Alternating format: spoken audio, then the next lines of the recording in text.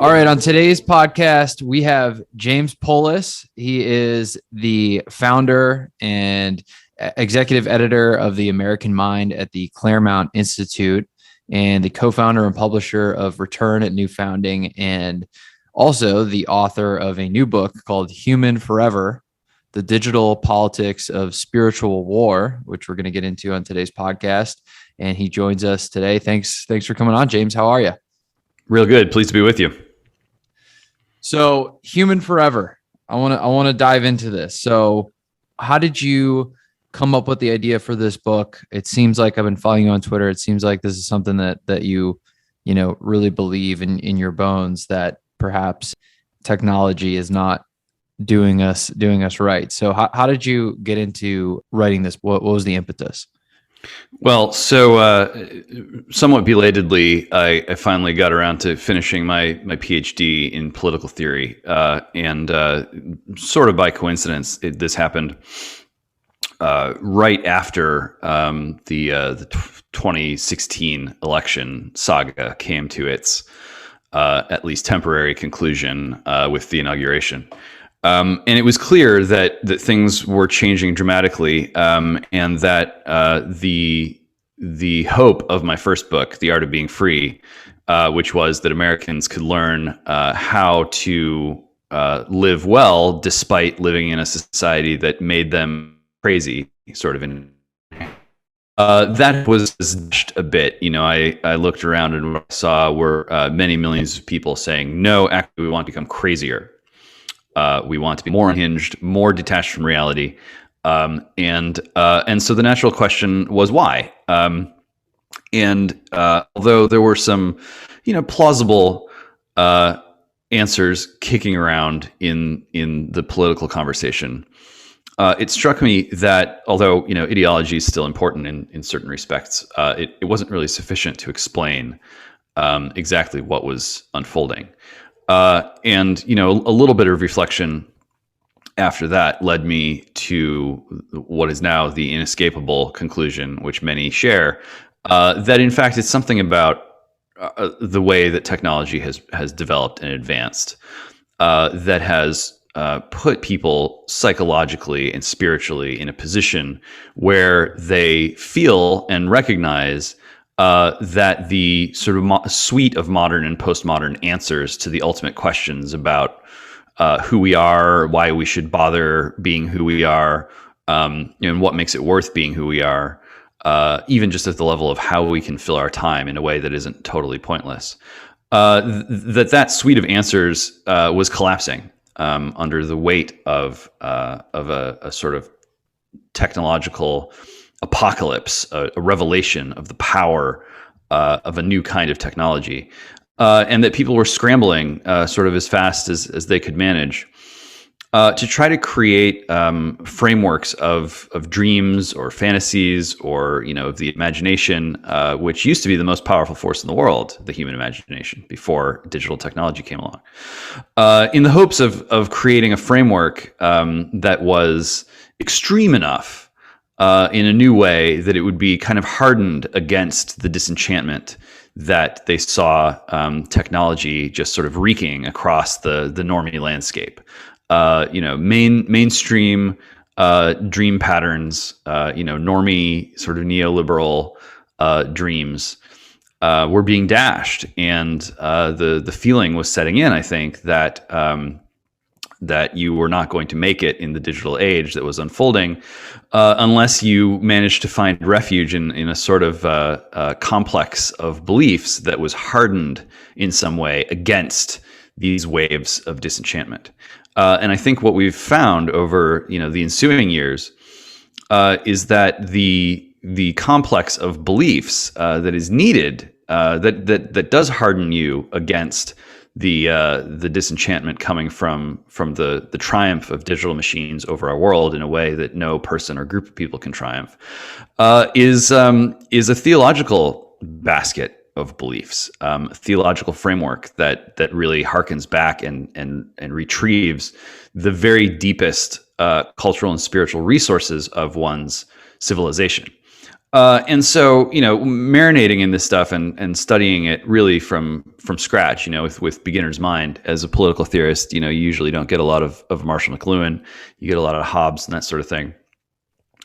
It struck me that events were now moving so quickly, and the future was onrushing in such a powerful way that most people did not understand and were bewildered by.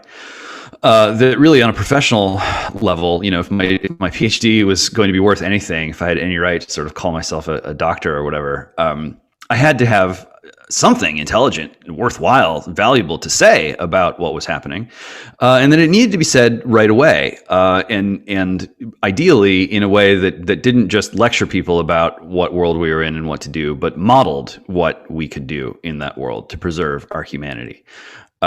And so, I wrote this book very quickly. I was granted a sort of micro sabbatical, knocked it out in about 3 weeks. Of course, the endnotes took longer than that, but that's life. And really just wanted to get it done in under 300 words so that people could access it very quickly. This was before all of the supply chain chaos, which has, for mainstream publishers, they're looking at apparently a 6 to 7 month delay in getting books out on the shelves during the holiday season, which is, a sort of apocalypse in its own right. I read that this morning. Peter Zion, I'd subscribed to his newsletter, and he had something in there where they can't get the paper for the books. Yeah, that's right. So, I was fortunate enough to decide to do this book completely off the reservation of the mainstream publishing industry. No New York publishing houses, no Amazon, no Bezos. Through two means. One, private publishing, private press. With its own paper supply. So I was able to get physical copies of the book going with very quick turnaround on demand.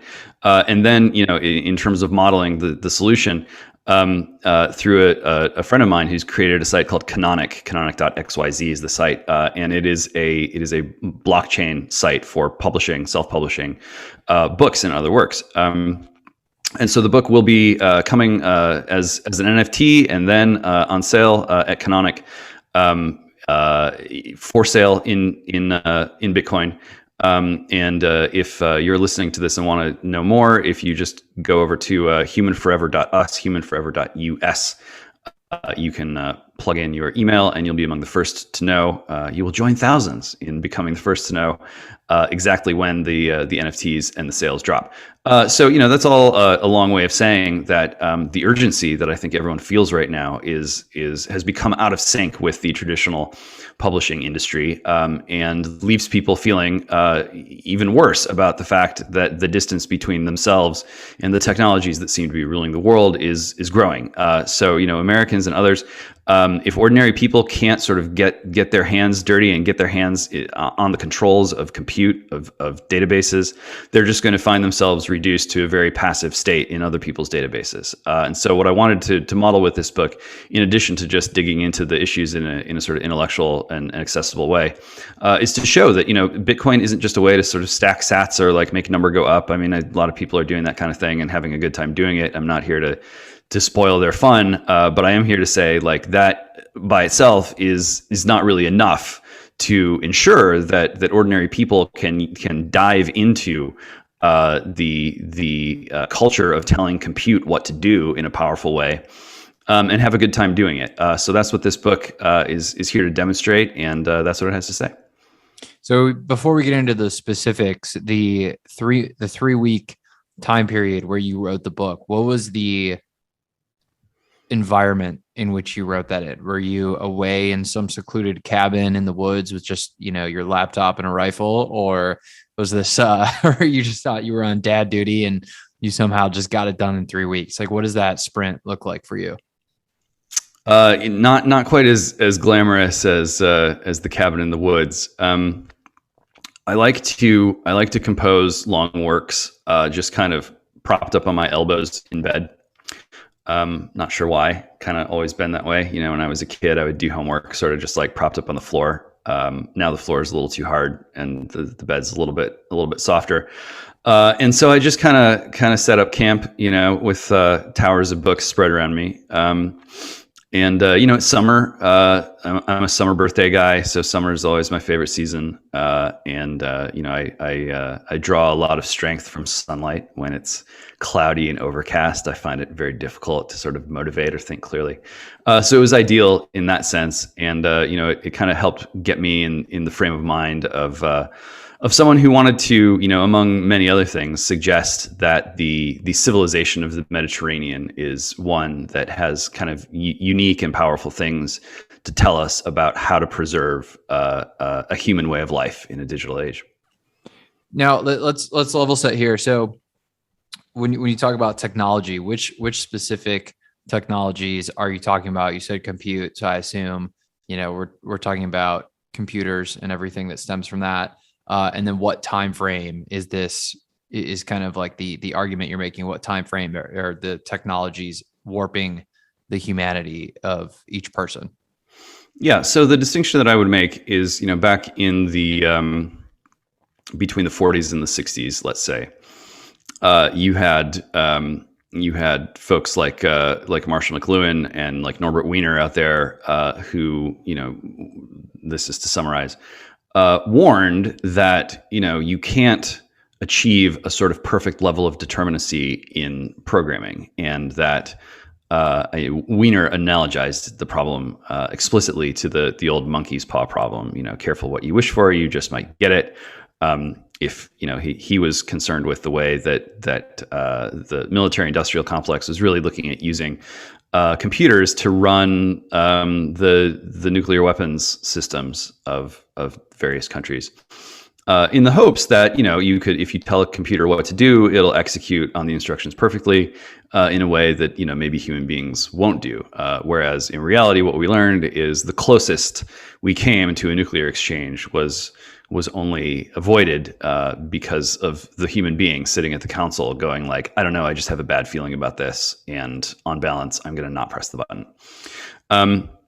And so it was important in that period of time that to the best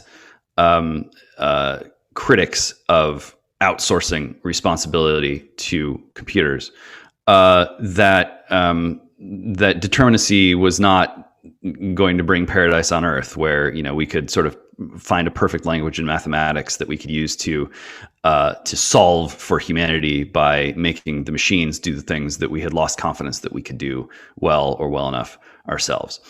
But during that period of time, Marshall McLuhan, by the time the 80s rolled around, was doing his best academic work, where he was complementing Aristotle's theory of four causes with his and his son's theory of media effects. And they sort of created this tetrad that was meant to match up with Aristotle's four causes, not in a one-to-one way, but in the sense that all of these four things can be operative or working at the same time in different ways.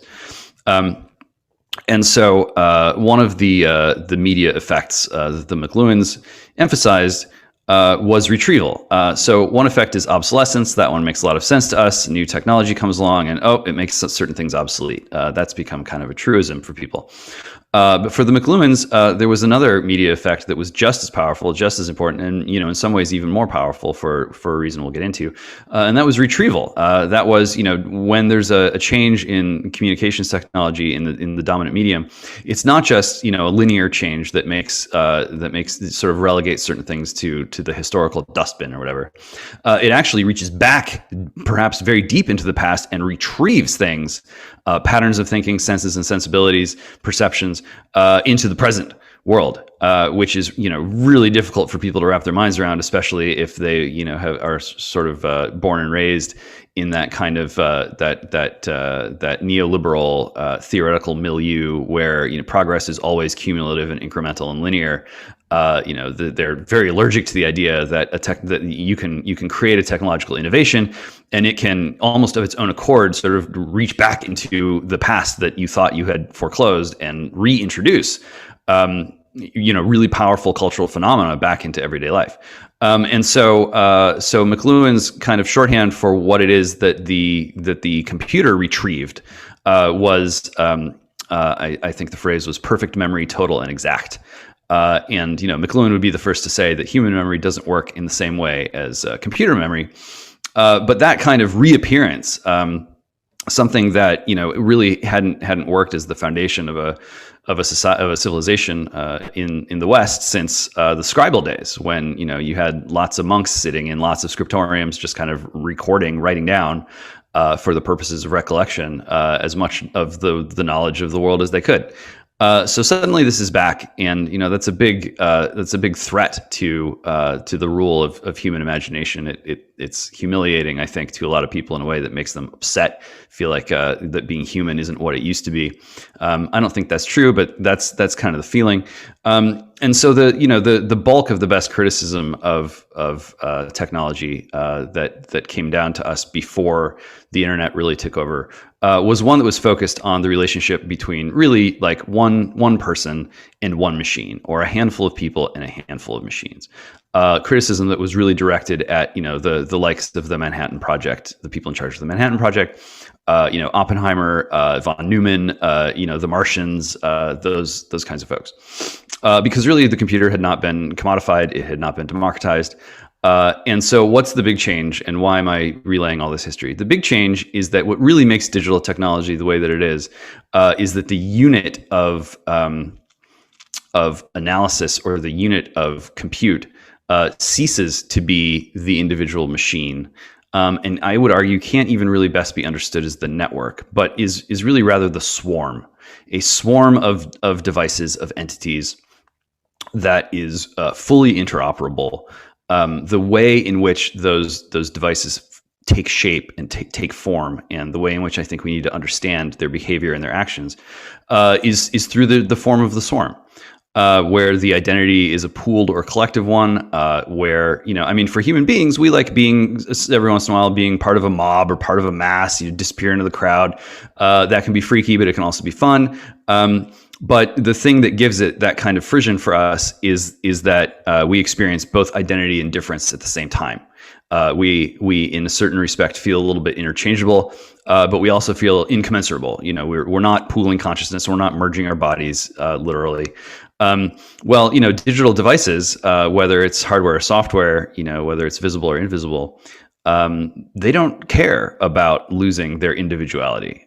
They do not have the sort of inbuilt appreciation for and longing for incommensurability that makes us human beings who we are. And so, the challenge that we face right now is not as simple and straightforward as the one that the likes of Weiner and McLuhan identified. It's one of a fundamentally new type of entity on the planet, with a new type of organization, and one which is powerful enough to really rule or dominate the whole world. To a degree that that human beings wielding dreams and fantasies cannot. The bots have taken over. Software has eaten the world. We're all kind of cyborgs now in a certain limited sense. And no one ideology, no one civilization is so powerful that it can rule all of those machines. So that's how I treat digital technology in the book. That's kind of my point of departure. The inherently pluralistic world that is emerging from the triumph of a kind of technology that may universalize itself, but doesn't really universalize any one human creed. And when you talked about the memory of the computer, now is that your argument, or is that McLuhan's argument that you're building on? Yeah, so I'm building off McLuhan, but it's not just McLuhan. Of course, at this point, there are plenty of folks out there who say, look, the brain is not a computer. The mind is not reducible to the brain. The body is not reducible to the mind. The human is not reducible to the body. We have souls, and you don't have to be an adherent to any one particular civilization's religion in order to recognize this. You can go all the way back to Aristotle, who was relatively light on theology compared to other sort of key Western theorists that emerged over the ensuing millennia. But he talks about anima, about the soul. and characterized the soul or anima as the I'll put it this way because it makes sense to contemporary ears, as a sort of environmental condition that had a formative effect on the development and structure and identity of the living being, and that created a fundamental primal distinction between the living and the non-living, between the animate and the inanimate. What we've done with digital technology is we've created things that move around and are in a certain respect autonomous, but are not alive. And intriguingly, if you look back at all the ancient civilizations, the concept of what we would call robots was not foreign to them. They all had, a degree of science and a degree of mythology that was sufficient to imagine and characterize, but also to an extent to build these kind of ancient automata, largely for the sake of kind of parlor tricks or like an imperial flex. Or, the ancient Greeks had an awareness of sort of mechanics, and they made sort of little steam-powered brass globes that would spin around like tops. So they understood these things, and Aristotle himself talks about the tripods of Hephaestus in ancient Greek polytheistic mythology, where they sort of walked around on their own accord and brought the gods their ambrosia or whatever. So these things were not alien to ancient human beings, and for all the truth that I think was contained in David Bowie's, I guess now fairly infamous BBC interview from '99, I think it was, where the interviewer is like, "Well, isn't this just another tool, David?" And he goes, "Oh no, this is an alien invasion," and he was right about that. Even still, though, the thinkability of entities like this, as overwhelming and disorienting as they are, is really something that's always been with us, and we need to recognize that the way in which these swarms of devices have flooded the world, however uncanny it may seem, this is really something that is not out of character for human beings to create. It's not something that's inconsistent with our humanity. It's just something that if we kind of give up on maintaining our responsibility for their creation, if we make the mistake of trying to worship them, if we make the mistake of trying to worship mathematics because we think that only math can give us perfect control over these machines, that's going to throw us off track. And we're off track right now for those reasons, and there's a better way. Now, the swarm. So kind of what I'm hearing, and I may be wrong here, is even before we get to the swarm, is that the way that computers are structured, the way that the memory works in a computer, that is what is warping human minds and taking away some of the humanity. And you talk about, dreams and intuition and stuff like that. The fact that we're becoming more connected to these devices, we rely on them so much. Is that an argument you're making, in that the kind of we think they're a second brain, but in reality they work in a completely different way? Well, I think we're very intimidated and frightened in a primal way by the sheer power and volume and accuracy of machine memory. And I think that human beings, are not fundamentally rational creatures, although obviously we do have access to reason and can use it in reasonable ways. Fundamentally, we are memorious and imitative creatures. The thing that makes us us and keeps us us is the fact that we have a unique and specific to our identity kind of memory, and that we connect up our memories and our act of memory making and memory sharing with imitation. And so when we're confronted with these devices that are able to do things that until a few years ago were considered only to be the attributes of disembodied spiritual beings like demons or angels, being everywhere at once, being in two different places at once, being able to invisibly hide secrets and speak multiple languages, fly through the air, easily pass through our bodies, pass through the walls of our homes. Confronted with that radical difference in identity and difference in capability, I think people have become kind of fearfully jealous of our digital technology and are trying to imitate it in order to survive, in order to not kind of lose their grip on reality. And so that has made people prejudiced against human memory. It's imperfect. This is sort of where like ancient hatreds live. If we're stuck in the past, like we'll never be able to understand the future. And really just, the drumbeat coming out of way too many of these kind of ex-Googlers who are like, I made a mistake and I'm very sorry. And now you're stuck in this world. A lot of them are basically say humanity sucks and we're building a new God with this technology. And they're kind of worried about that, but humanity does not suck. I mean, we have powerful resources, and we need to look on our human being ultimately as a very precious and sacred gift. And we should focus on like humaxing, on really remembering just the sweep and scope and power and authority of our capabilities, and use those capabilities to keep ourselves sane, but also to tell the bots what to do, rather than trying to program them to kind of like figure out how to make the world make the trains run on time, but make everything into the trains.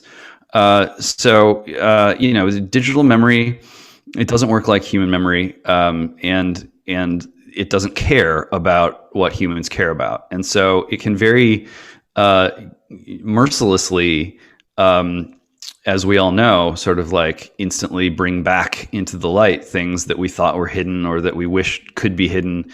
In Europe, you've got the like right to be forgotten movement. Forgetfulness and memory are two sides of the same coin for human beings. The ability to forget the right things is an important part of human memory.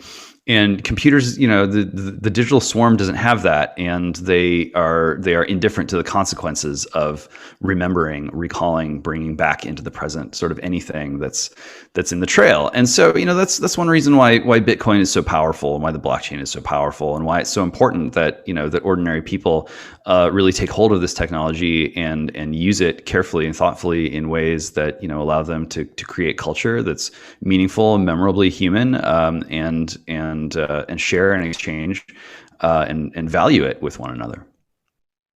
This is definitely a very pro Bitcoin podcast, so I'm glad you bring that up. But one point that I've thought about is we're still so early in the computer revolution that we don't know how these computers have and will affect how the human mind works. And I think that's what you're working on, and what it seems like that's what you're trying to almost warn people of is the alteration of the human mind. I mean, for people who don't know, the way that computer memory works is it's basically, ones and zeros. A bit is just a one or a zero, little blip of electricity in the computer memory. 8 bits is a byte, and then you have these codes that represent what that represents, and the computer reads it, and really it's just that memory and then a clock, right? But the human mind, I can hear a song that I haven't heard in a really long time, and then all of a sudden I can get the sensation of the smell that I smelled. You hear a song from Toby Keith that you haven't heard in a really long time, and all of a sudden you smell freshly cut grass because you were mowing the lawn the last time that you heard that song, right? And that's something that ones and zeros against a clock can't do. And so that's where I find this book and your argument really interesting, is that there is value, tremendous amount of value in the human mind, and the 80 some billion neurons that we all have, how they connect the dots. Is that something that you address in the book in terms of what the human mind can do that the book can, or that computers cannot specifically, or maybe the swarm? I mean, we got to get into what exactly the swarm is, but is that something that you address as like, here are the concrete advantages and disadvantages of both sides?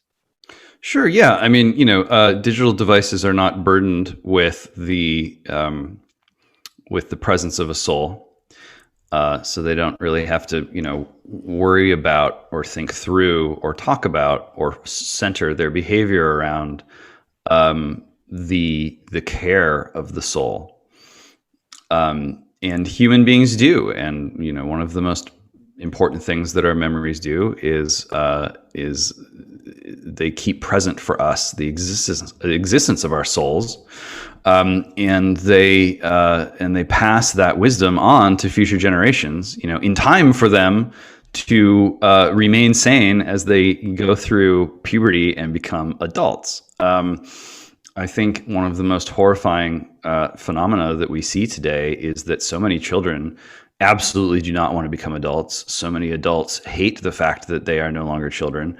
And as usual in human history, like your mileage may vary as far as sex and sexuality is concerned, but sex has clearly become online one of these things that people are grabbing onto and sort of twisting in whatever shapes they think that they can to become more like the digital devices that they feel so envious toward. I think it's obvious that transsexuality has moved to the top of the prestige stack in sort of elite institutional ethics, because it is right now the most powerful and, in a sense, easy to understand way that human beings can use technology to radically transform their biology, to radically intervene in their natural identity and alter it according to will. That is not really a sex change, properly speaking. It's a transformation from a human into a kind of transhuman. And there's a reason why, transhumanism is at the forefront of so many conversations, or kind of lurking in the background. It's because, the message that we hear every day from our elite institutions is that humanity is a problem. Our humanity is a problem. It is not adequate to solving human problems. It characterizes human problems as solvable. It characterizes our humanity itself as a problem that is solvable through the marriage of the right kind of technology and the right kind of ethics. That ethics, and I cover this in the book, is really one that rejects the existence of the soul and instead focuses on what's referred to as kind of the spark of consciousness. And these are folks who, if you try to nail them down on what exactly our consciousness is, they get a little squirrely. But really, what they say is, for whatever reason that we kind of evolved this spark of consciousness, and it's the only force in the universe other than our digital devices that is capable of making knowledge discoveries and retaining the information of that knowledge and propagating it and building off of it in the universe. And so that theological model is one where the spark of consciousness itself is not quite the object of worship, because it's really just kind of an artifact of materialist development over gorillions of years. So what is the object of worship? And well, I think it clearly turns into just math itself. The idea that that math is ultimately the perfect language that can grant perfect knowledge of everything. Personally, just look at like quantum physics, and when you drill down to the subatomic level, you will discover that no, in fact, determinacy is an illusion, and mathematics is not sort of complete in its rational representation of the structure of reality. And that's, I think, one reason why, in a bad sense, people are primed to live in the metaverse, because it's a mathematical construct, and it is a way of escaping responsibility for living in a world that is not reducible to formulas. So that's what's at stake between a kind of theology of the soul and a theology of pure number or pure mathematics, and that goes a long way toward explaining how it is that we are in sort of a cold digital culture war. There's a real fight going on right now in the U.S., but across the broader West. About how exactly, which elements of Western civilization will be the ones that we use to kind of catechize our devices into the new political and theological dispensation to maintain us in a digital age. It's interesting that you bring up the culture war in those terms, because it feels like you're describing it on different planes that it's normally described in. It's not just right versus left. It's human versus technological, which is not something that you hear every day. I mean, it makes me think of so I reread The Straussian Moment by Peter Thiel recently, and he's got a line in there: a representation of reality might appear to replace reality. Instead of violent wars, there would be violent video games. Instead of heroic feat, there could be thrilling amusement park rides. Instead of serious thought, there could be intrigues of all sorts, as in a soap opera. That kind of just seems like a similar argument here, and it really, that brings me back to Postman and Amusing Ourselves to Death, which is one of my favorite books. And I mean, the metaverse is you're right. It's such a great example where it's doubling down on just forget about what's out there in reality. And was that line that was going around Twitter, like, if you die in the metaverse, you die in real life? Like, did you see that? That I thought that was a funny, but actually serious representation of like what's going on, right? Yeah, I mean, Peter's obviously a sharp guy, and I think that line is quite resonant with what I'm unpacking in the book. I mean, it's already the ambition of many people to die in real life by living in the metaverse. We've been sold this fantasy for a long time, and a lot of people, I mean, you look at the way that industrial food has disfigured the human body over the past 50 years. You look at the way that education has increasingly been mobilized to break the link of memory between generations and within cultures, and to substitute for those lost memories with a novel system of ethics focused around emancipating the human spirit from the constraints of history and memory in the body. There's been a lot of sort of preconditioning, I think, that has people looking on their human lives in meat space as bad news, as a curse instead of a gift. And when people are primed in that way, they are desperate for a substitute. And we know throughout history that when technology becomes, when technology substitutes for our capabilities instead of, let's see, how can I put this? It supplants our capabilities instead of supplementing our capabilities. Right. Then we get ourselves into trouble, and we end up regretting it, and we mourn the loss of the humanity that was involved in that process. But the demoralization campaign, the campaign of sort of institutionalized despair about our human identity, conditions people to want just that kind of substitute, to supplant their capabilities, supplant their identity, escape the work that has to go into being a human being and being a flourishing human being every day. Again, I mean, there's no cheese down that tunnel, and we've seen people attempt to escape the burden and responsibility of human life before the digital age and the electric age. The electric age was all about the occult, and coming on the heels of the print age, which was all about reason, that caused basically all of Europe to completely lose its mind and almost commit, collective suicide. America did a lot better in the electric age. We had a lot more room. We had a sort of better conscience about tinkering and solving practical problems. And the electric age led to America's triumph over the world in a way that no regime had ever been able to do. One reason for that was because Europe, went into a tailspin. But now, Americans really thought, they were convinced that we have the best technologists and the best ethics, and so our techno ethics is the one that is going to conquer the world. We'll make the world into America, and we'll all live happily ever after. And we'll do it through the power of these machines that our very best technologists have built, and that our very best ethicists will sort of program in the right way. And that's not what happened. It's been a really humiliating 25 years for the United States of America, and our leadership, those in charge, have all but admitted, well, the financial system that we created, it doesn't really work anymore. We just printed a bunch of money that doesn't exist, and we, basically went to net negative interest rates, and it still isn't really working. And this is why we have all this talk of a great reset. I'm sure like there are nefarious people in the upper echelons of world power, just as there are nefarious people in any small town. You're always going to get some of those folks at any level, and the higher up they go, kind of the more crazy they get with ambition. We know this.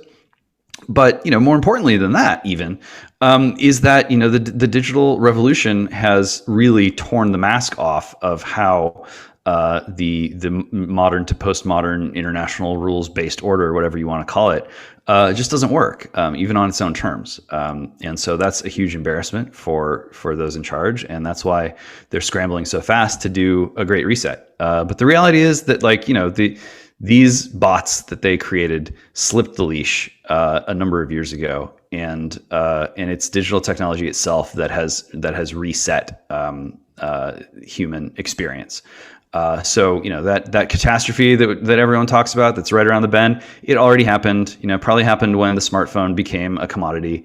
We're already living in that different world. That's why everything seems to be crumbling around us, and that's why we need to stay focused on building in a way that doesn't start from year zero, but does set us on a foundation that will allow us to remain human and remain sane going forward. Now, you mentioned that we've already been living in an abstracted reality for 50 years. You brought up the food supply. You're pro Bitcoin, bring up McLuhan. Is the ultimate medium the dollar? And how has the 1971 decision to get off a gold standard and now have a free floating currency that has basically just inflated everything, how has that played into what you're describing as the problem? If at all. Yeah, I mean, we know that the dollar, despite the fact that it's the world reserve currency, is not kind of the ultimate measure of value, because the dollar is the petrodollar, and the failure of the dollar over these many years, the fiat dollar, I think plays a huge role that, of course, few wish to talk about. In the way that anthropogenic climate change is being presented as a master crisis. If the dollar sucks, the petrodollar sucks, and usually the way that it's characterized to us is, oh no, it's fossil fuels that suck, and so that's why we need to revolutionize the financial system. But the fact is, like oil and gas still work fine. I mean, China is building so many coal-fired plants that we could ground like all of the airlines in the West and still kind of go sideways. No one really wants to talk about like, oh, we'll just EMP China and then climate change will be solved. So it seems clear that like what's really going on in all of the debates over climate change is really a debate over the world financial system, and that the leaders of the West have kind of run the petrodollar into the ground, not through well, they fracked too much or they sucked all the oil out of the ground and now the petrodollar is screwed, but really just debasing the value of the currency, and not just in a kind of numbers on the page sense, but in the sense of creating an absurdity in the dollar, in its scale, that is beyond the ability of normal people to process as something real. And so the full faith and credit of the American people in the dollar is crumbling. I mean, just take 5 seconds to look at crypto markets, and that is what that story is. And that's why Gary Gensler and the SEC and the Biden administration wants to claw cryptocurrencies into the regulatory tent. Americans need a Second Amendment for compute. Americans need to be able to buy and use high-powered GPUs. They need to be able to mine Bitcoin. They need to be able to invent and utilize cryptocurrencies. Because if they can't do that, then they can't participate in a digital regime. They can't participate in anything that resembles, our form of government, anything that sustains our way of life, anything that sustains ultimately our human identity. That's what these conflicts are about. And when it comes to peeling the dollar off of the gold standard, Nixon found himself in a position where inflation wasn't going away, just sort of kept ramping up. where formerly destroyed post World War II economies were recovering. Germany and Japan, getting stronger, and the balance of the world economy was shifting in a way that put pressure on the value of the dollar. And as countries that had survived World War II barely found themselves, starting to get back up on their feet, they took a look at the dollar as the world reserve currency, and they said, well, you know what, like we're going to call our gold back in. Remember when we gave you our gold because Hitler was chewing up our country? Well, that is now far enough in the past that we want the gold back. And that promised a run on the potential future financial system that would be created if the dollar lost its prestige in that sense. And so Nixon was under the influence of a couple of guys. I think John Connally was Secretary of Treasury at that time, and his attitude was F it, just go fiat and we'll be legends. And it, kind of worked for a while. And then by the time, Carter came around, it was working not so great. The financial system as we know it has been just kind of trying to make it through from 1 minute to the next for a long time. And a lot of that ramp has been used up. And I think, gold is still here. And Bitcoin came on the scene in a way that the system could not anticipate. Much in the same way that, we have Five Eyes, supposedly the greatest and best intelligence network in human history. And it's just been one shock after the next for poor Five Eyes, to the point where Americans see, the American experience with Western intelligence is turning into one where it's like, well, you guys can't figure out what's going on in China, and you always get surprised when, the bad guys do things. So you're kind of using all of your power to just micromanage our lives and just, turn us into the focus of your activity rather than the bad guys. So all that's wrapped up in what's going on with the dollar. I think the dollar is in a very dangerous position right now.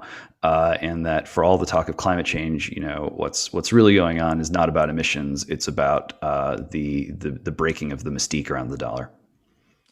Yeah, and to just for the audience members that aren't familiar with the petrodollar, you told half the story there, where the Europeans recalled their gold, France sent their battleships to come get it, Nixon got us off the gold standard, and in order to preserve the value of the dollar, what they did was cut a deal where all oil contracts would be denominated in US dollars. So if you wanted to buy oil, which everyone does, you have to hold dollars, which artificially inflates the value of the dollar, which it worked great for us as Americans for a while. But as you said, they just continued to print away. And now the as we're seeing it in real time, as we're talking, the value of the dollar declined over 6% in one calendar year. So you have $100 now, you have basically $93.50.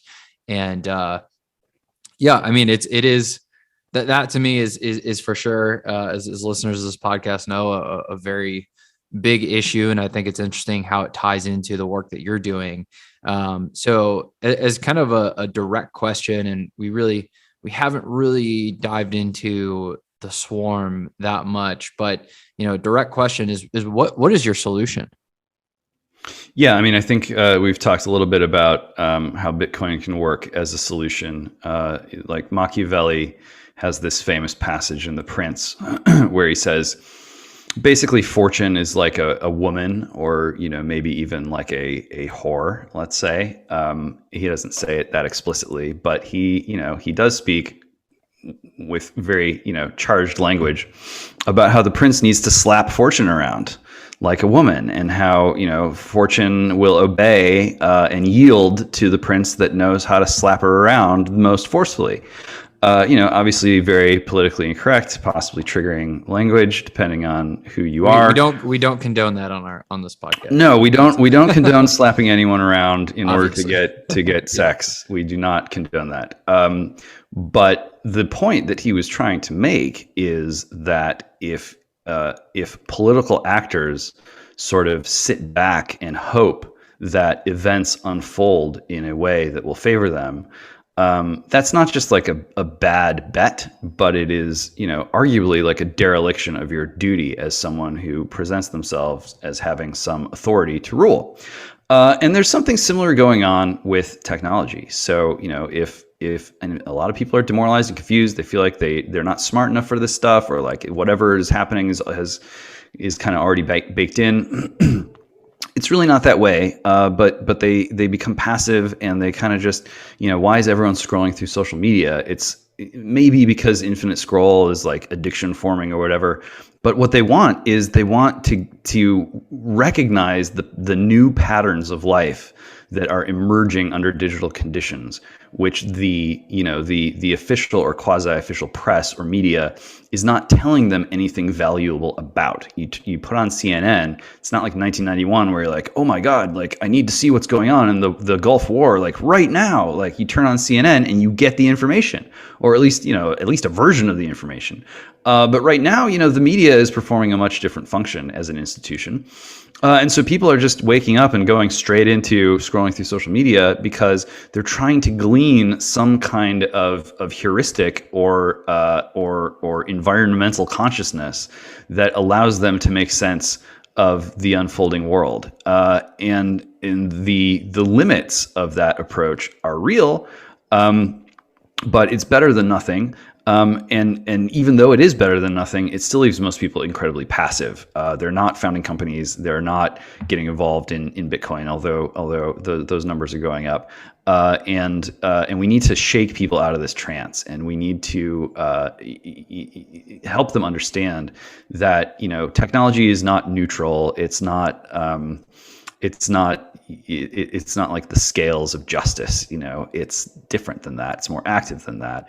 And yet, at the same time, if we slap it around, so to speak, in a good sense, not feeling so bad, because after all, these are just technologies, not other human beings. We should encourage and show ordinary people how they can really take control of compute and make it do things that are going to strengthen their position rather than make them feel more passive. Things that are going to give them the feeling of having both feet on the ground of the digital world, so that they can return to doing things like practicing citizenship instead of just staring at the screens and hoping that the truth sort of bubbles up to the surface for them. Are you offering or proposing any specific public policies? Yeah, I mean, I think with regard to Bitcoin, I had an op-ed in the New York Times that just ran Sunday in the print edition, which was kind of fun. I don't know if it counts as a relic yet, but it was fun nevertheless. And I get into some of the policy stuff there. I mean, there are intelligent people out there who are saying things like, we just need to ban cryptocurrencies. It's threatening the dollar, and we for the good of the American people, we need a strong dollar. There are folks at the SEC who are interpreting NFTs where everyone gets a cut every time that, everyone involved in the transaction gets a cut every time the NFT is resold. Oh, that's a security, so it needs to be regulated by us. Well, you look at something like FINRA, and like even FINRA has like a woke commissar like buried in its infrastructure right now.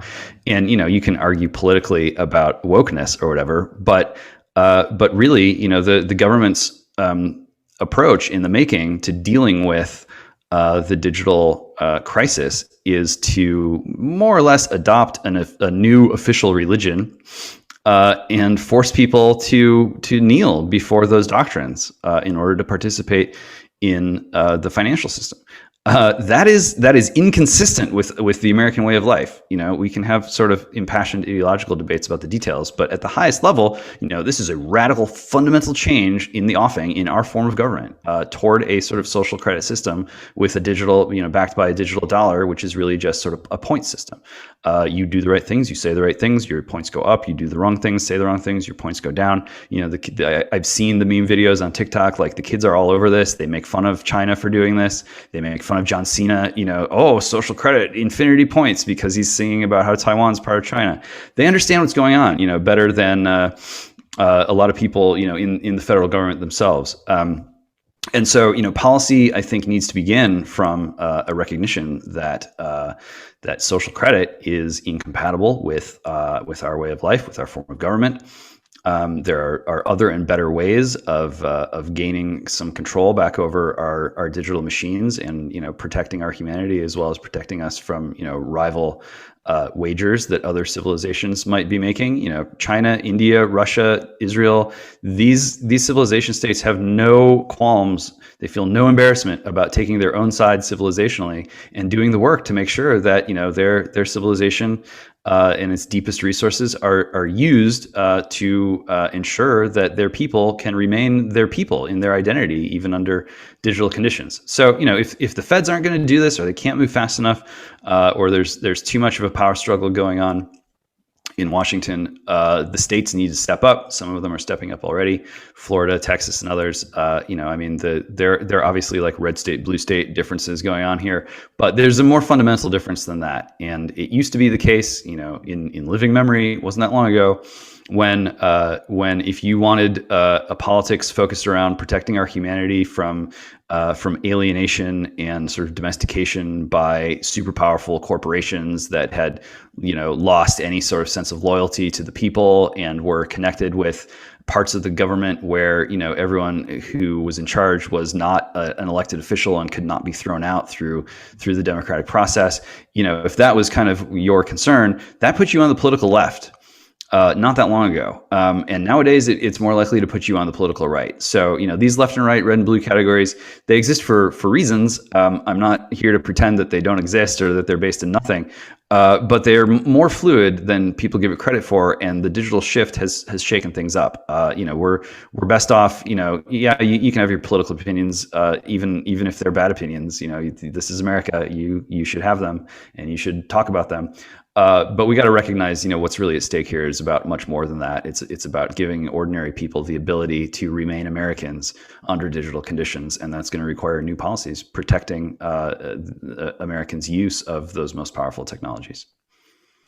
It is wild how rapidly the political positions of the right and left and Democrat and Republican parties have shifted. If you search videos of, 2008 immigration policy, or you name it, different issue. It's incredible how quickly they're shifting. And I don't know, it seems to me that's probably on par with what you're describing of how technology has kind of sped everything up. But I mean, I like the, I think kind of what you're getting across here is, this computers are a tool. And just like a hammer, you can either build a house or you can take the hammer and you can whack somebody in the head with it. Either way, it's our choice of what we do with that tool. So it could be powerfully for good or powerfully for bad, right? Well, yeah, and it can be used as a weapon as well. I mean, I think one of the things that's made life tough under digital conditions is that the offense-defense imbalance has been just ridiculously tilted in favor of offense. One of the reasons, just to be generous to Five Eyes for a minute, one of the reasons that these guys keep struggling and looking ridiculous and probably turning in frustration to interfering in domestic politics in their own countries is simply because a digital defense is very difficult. I mean, any sort of like InfoSec cybersecurity person knows that you kind of don't know how well your system is working until it's under attack. You kind of have to like learn on the job, and having a powerful defense is so challenging and costly that it's just easier to opt for like, well, we'll just hit them back harder than they hit us. That's why you've got cybersecurity. Yeah, and that's why you got Biden out there in Russia just basically saying like, look, can we agree just to like not keep trading punches, because it's so difficult to do defense right.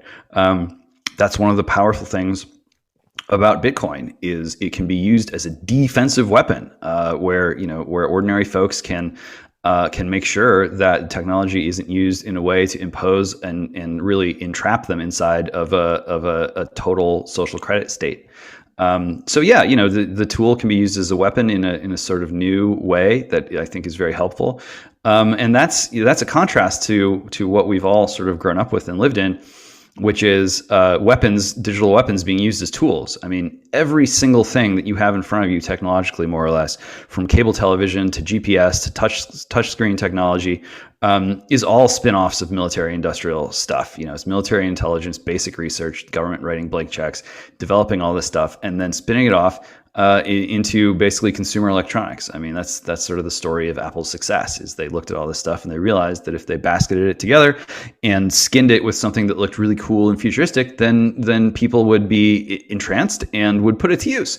And that was a way for them to make a ton of dough, and they did. I mean, you look at the way that federal security agencies have succeeded in turning these weapons into tools, gave the U.S. a huge advantage coming out of the gate in technological development, an advantage that the folks in charge thought would allow them to rule the world. That's not the way that it happened, but most of people's experiences with technology is kind of like the barbarian sitting down with his axe and his mace and trying to eat the mutton chops. Using his weapons as tools. That's kind of hard to sustain culturally, and I think a lot of people are hungry for a different way of interacting with technology, one where they can use tools as defensive weapons instead of using offensive weapons as tools. Last question, because I know we got to get you out of here, is what would you say to people who would just say that you're a Luddite? Well, no, I mean, look, one of those guys on the left who now sounds more like a kind of extreme righty is Ted Kaczynski. And, Ted Kaczynski's idea was like, well, at the end of the day, you just have to start blowing shit up. Maybe it's blowing up factories. Maybe it's blowing up people. He tried to blow up David Glernter, one of our sort of most provocative media theorists of digital technology. Wasn't able to knock him out completely. Glernter, went right on theorizing about this stuff in a controversial way. But I think the point is, it's in a digital age, it's hard to even understand what like violent Luddism would involve. It's not like you can just throw a wooden shoe into the gears in the factory and then you shut down production. It's not even like blowing things up necessarily gets you what you want. We went through an age of global terror, and what effect did it really have other than like basically bankrupting the United States? Like, yeah, that had an effect, but we're kind of back to square one in a certain respect. Taliban's on Twitter, and the mood of global terrorism has kind of passed away as digital circumstances have changed the way in which you need to wage a conflict in order to win. So at a first cut, it's just not even clear to me sort of like what kind of direct action a Luddite could take that would actually be consequential. I think punching back at the people you see as bad guys is not really going to be effective, and that's why common people need to come together to actually build stuff and institutions and practices, cultural practices that strengthen their civilization, strengthen their memory, strengthen the inheritance of their people, and do so in a proactive way using technology rather than trying to just grind the system to a halt. So no to violence and yes to building. Yes. That's I think that's a good message.